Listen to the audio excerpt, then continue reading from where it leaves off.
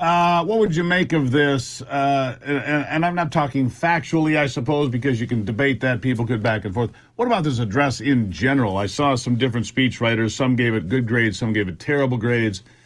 Being too sleepy, being too optimistic. Anyhow, give me your first blush. I try to be somewhere in the middle. I thought it started a little bit slowly. The stumbles over the date of the Super Bowl and Chuck Schumer, but kind of got a little bit better as it went on to it. I was very interested in that the formal State of the Union is strong didn't come till the very waning minutes of the speech, which is unique for this. Usually it's kind of a mere formality and it comes a lot earlier, almost at the very start.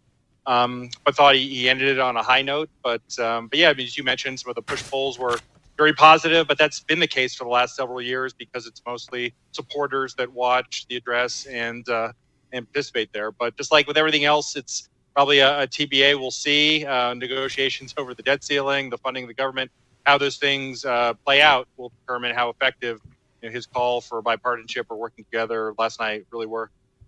Interesting comment you make right there, because if you look at the internet, you're exactly right. People that are not supporters of Joe Biden, and there are plenty. Polling out yesterday showed that only 31% of Democrats want him to run for re-election, and that's quite telling. And there's a variety of reasons for that. But what you just said is an important point.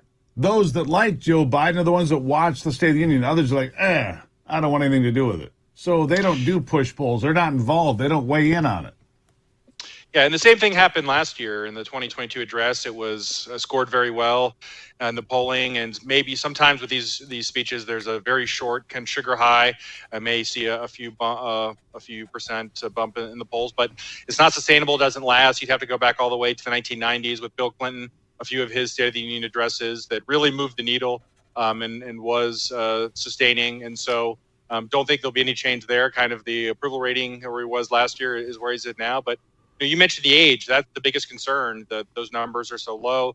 If he was 10 years, 15 years younger, it wouldn't even be a question at all. But I do think he kind of went out of the way to try to at least project more energy. He told some jokes and seemed kind of into it. And the speech went an hour and 10 minutes, was a little bit longer than the last one.